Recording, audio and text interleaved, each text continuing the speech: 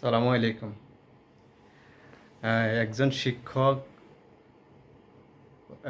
পদত্যাগ করতে চাইতেছে, কিন্তু ছাত্রছাত্রীরা তাকে পদত্যাগ করতে দিচ্ছে না। কারণ তিনি সৎ এবং যোগ্য শিক্ষক। তার কারণে ছাত্রছাত্রীরা তাকে পদত্যাগ করতে দিচ্ছে না। এতে বোঝা যায় যে যেসব শিক্ষাঙ্গনে ছাত্রছাত্রীরা জোর করে কিছু শিক্ষককে পদত্যাগ করতে বাধ্য করছে, এতে বোঝা যায় ওইসব শিক্ষক না। ঠিক আছে। এবং ভালো শিক্ষক হলে ছাত্রছাত্রীরা নিজেরাই স্যারকে অনুরোধ করতেছে, স্যার আপনি পদত্যাগ করবেন না, এবং ছাত্ররাই শিক্ষককে পদত্যাগ করতে দিচ্ছে না। চলুন আমরা ভিডিওটা দেখি। ভিডিওটি দেখে আমরা বুঝতে পারলাম যে ভালো শিক্ষকরা কখনো পদত্যাগ করতে দেয় না, ছাত্রছাত্রীরা কখনো ভালো শিক্ষককে পদত্যাগ করতে দেয় না।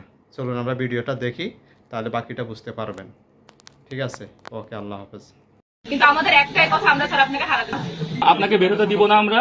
আপনি আজকে সিদ্ধান্ত জানাবেন যে আপনি পদত্যাগ করছেন না, এটাই আমাদের সিদ্ধান্ত। আর আপনি যদি পদত্যাগ করেন তাহলে ক্যাম্পাস অচল হয়ে যাবে, অচল করে দেবো, এটাই কথা। এখন আপনি আমাদেরকে সিদ্ধান্ত দিবেন, আমরা নিচে বসে আছি, আপনি মিটিং করেন, কথা বলেন, সিদ্ধান্ত জানান। আমরা ভিতরে খবর জানি সবকিছুই, আপনি দায়িত্ব থাকেন স্যার। আর সিদ্ধান্ত আজকেই জানতে চাই আপনার কাছ থেকে স্যার। আমরা আছি স্যার এখানে।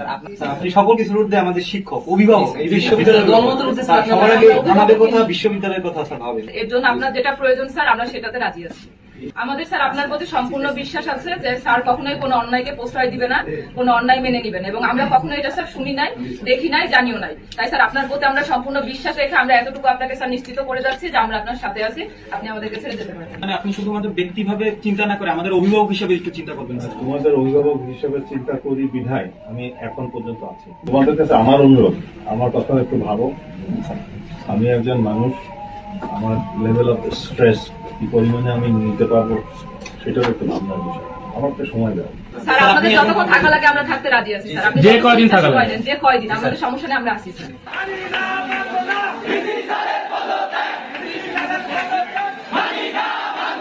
এটা আমার মনে করি যে আমার শিক্ষাগত জীবনে অনেক বড় প্রাপ্তি, এবং প্রশাসনিক জীবনে অনেক বড় প্রাপ্তি। ভাইস চ্যান্সেলর হিসাবে দায়িত্ব পালন করেছি। শিক্ষার্থী আমার ক্লাসেও আমি তোমাদেরকে অনেক কিছু পড়িয়েছি। একজন শিক্ষকের এটা বড় কিছু প্রাপ্তির মাঝে, যার জন্য শিক্ষার্থীরা আসতে পারে। আমার জীবনের অনেক প্রাপ্তির মধ্যে আমি মনে করবো যে এটা অনেক বড়। আমাকে আর একটু ভাবার সময় দাও, কারণ আমরা হয়তো ভাবছো যে ভাইস চ্যান্সেলর, সুতরাং ওনাকে দুইজনে কোনোভাবে না যাওয়া হয়, এইটা তোমরা কম্প্রোমাইজ করো, এই জায়গাতে তোমরা কম্প্রোমাইজ করবে না, এরকম তোমাদেরই।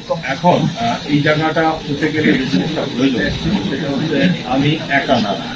আমাকে যে পার্সন হয়তো দেখো যে আমি একজন ইন্ডিভিজুয়াল মানুষ, কিন্তু আমার এই কাজের সাথে lot of people they are involve. আমার এই যে টিম নিয়ে কাজ করেছি, কিভাবে কাজ করেছি, সবাই তো এক ধরনের না, ভালো মন্দ সবখানেই থাকে। কেউ এফিসিয়েন্ট অনেক, কেউ একটু লেস এফিসিয়েন্ট। সব কিছু মিলে আমার টিমের সাথে বসবো আমি, ওটা তারপরে তোমাদের সিদ্ধান্ত নেবো। যতক্ষণ না বসছি ততক্ষণ আছি। এটা ভালো হবে স্যার, আমরা আপনাকে সম্পূর্ণ বিশ্বাস করি। আপনি আপনার পূর্ণ স্বাধীনতা মতো ডিসিশন নিয়ে স্যার আমাদেরকে জানাবেন, কিন্তু আমাদের একটাই কথা, আমরা স্যার আপনাকে হারাতে পারবো। তারা স্ট্রেস সৃষ্টি করতেছে আপনাকে চাপ দিচ্ছে স্যার, আপনি আমাদের কাছে